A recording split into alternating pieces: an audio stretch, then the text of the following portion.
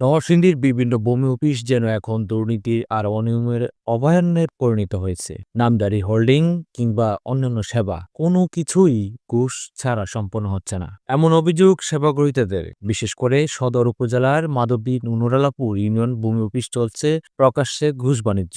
এ বিষয়ে বিস্তারিত জানাচ্ছেন নরসিংদী থেকে স্টাফ রিপোর্টার মেহেদী হাসান। নরসিংদীর ভূমি অফিসগুলো জনসেবার নামে এখন যেন পরিণত হয়েছে জননী পূরণের আখড়ায়। নামজারি করতে গেলেই চা হয় বাড়তি টাকা, ফাইল এগোয় শুধু তেল মেখে দিলেই। মাধবদী ও নুরালাপুর ইউনিয়ন ভূমি অফিসে প্রতিদিন গড়ে লক্ষাধিক টাকা ঘুষের লেনদেন হচ্ছে বলে অভিযোগ স্থানীয়দের। মাধবদী বাজার বিশিষ্ট ব্যবসায়ী মোহাম্মদ আইনুল হক বলেন, আমি নায়েব মোর্শেদের মাধ্যমে যাচাই বাছাই করে প্রায় অর্ধ কোটি টাকার জমি আমার ছেলে সোহানের নামে কিনে নামজারি করি, কিন্তু অবাক হয়ে দেখি একই জমি পরবর্তীতে অন্য একজনের নামে পুনরায় খারিজ করে দেওয়া হয়েছে। বিষয়টি নিয়ে কথা বললে ভূমি কর্মকর্তা মোহাম্মদ মোর্শেদ আলম কৌশলে আর্থিক সুবিধা দাবি করেন। জায়গাটা আপনি কিনবেন কিনা, তখন আমি কাগজপত্র দিল, দেওয়ার পরে খারিজটা যাচাইয়ের জন্য আমি নায়েব অফিসে গেলাম। নায়েব জি গেলাম যে এই খারিজটা আমি জায়গাটা কিনবো, এটা সবকিছু সঠিক আছে কিনা।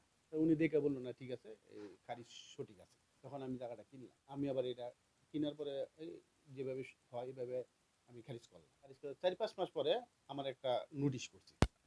নোটিশটা হলো যে আপনি কাগজপত্র নিয়ে ইয়াত আসেন। তো উনি আমার এইভাবে না করে পরে উনি গেল আবার জায়গায় যে এমন দিন আমি থাকেন, আমি এইটা তদন্ত করবো। নায়েব সাহেব, তো নায়েব সাহেব তদন্ত গেছে পরে ওইখানকার এই অংশেরই এটা 47% জায়গা আরেকটা মহিলা এই জায়গাটা কিনছে। তো ওই মহিলার সাথে ওই মহিলার এই 5 ডিসিম মালিক, আর আমি মালিক 10 ডিসিম, 10.5 ডিসিম, 10 ডিসিম 44 পয়েন্ট। মহিলার খারিজ ঠিক আছে, তারপর আমার খারিজের বিরুদ্ধে আবার মামলা করছে। আমার কথা হইলো যে উনি আমাকে একটা খারিজ যার কাছে আমি কিনছি উনি খারিজ দিছে, উনি খারিজ দেখে আমি কাগজপত্র দেখে আবার আমি নিজে খারিজ করছি।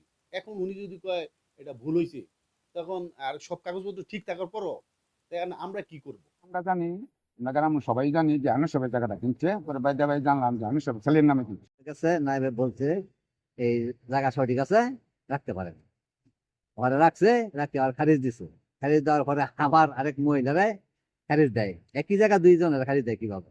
আমরা সাধারণ মানুষের চাই না এবার দ্বারা যেন কোনো গরিব মানুষের হয়রানি না হয়। এদিকে সরকারি নিয়ম অনুযায়ী নামজারির সর্বমোট ফি ১,১৭০ টাকা, কিন্তু এই ইউনিয়নে আদায় করা হচ্ছে ৩ থেকে ৫,০০০ টাকা পর্যন্ত। কেস ফাইলিং ও ডিসিআর বাবদ অতিরিক্ত টাকা নেওয়া হয় প্রকাশ্যে। ভুক্তভোগীরা অভিযোগ করছেন, এই ঘুষ বাণিজ্যে ভূমি কর্মকর্তা মোর্শেদ আলম ও তার ঘনিষ্ঠ একটি দালাল চক্র জড়িত। অভিযোগের পরেও প্রশাসনিক উদ্যোগ এখনো চোখে পড়েনি। অভিযোগের ১.৫ মাস পেরিয়ে গেলেও তদন্ত ও সমাধানের কোনো দৃশ্যমান অগ্রগতি নেই। স্থানীয়দের প্রশ্ন, অভিযোগের কাগজ কি তবে চাপা পড়বে অফিসের ধুলো জমাট ক্যাবিনেটে? এদিকে সহকারী কমিশনার ভূমি সিনথিয়া হোসেন মুঠোফোনে বলেন, আপনি বললাম তো হচ্ছে যে ডিসি স্যার বরাবর যখন হচ্ছে আপনারা একটা অভিযোগ দিয়েছেন, ডিসি স্যার যাকে যেভাবে নির্দেশনা প্রদান করবেন সে সেভাবে কাজ করবে। আমার কাছে এখন পর্যন্ত ডিসি অফিস থেকে কোনো নির্দেশনা আসে না। হ্যাঁ, অন্যদিকে স্থানীয় সচেতন মহল বলছে, ঘুষ দুর্নীতির এই চক্র ভেঙে দিতে প্রশাসনের উচিত এখনই কঠোর পদক্ষেপ নেওয়া, না হলে সাধারণ মানুষের আস্থা একেবারে হারিয়ে যাবে সরকারি সেবায়। ভূমি অফিসের এমন অনিয়ম বন্ধে প্রশাসনের কার্যকর পদক্ষেপ কতটা দৃশ্যমান হয় তাই এখন দেখার বিষয়। মেহেদী হাসান, আই নিউজ বিডি।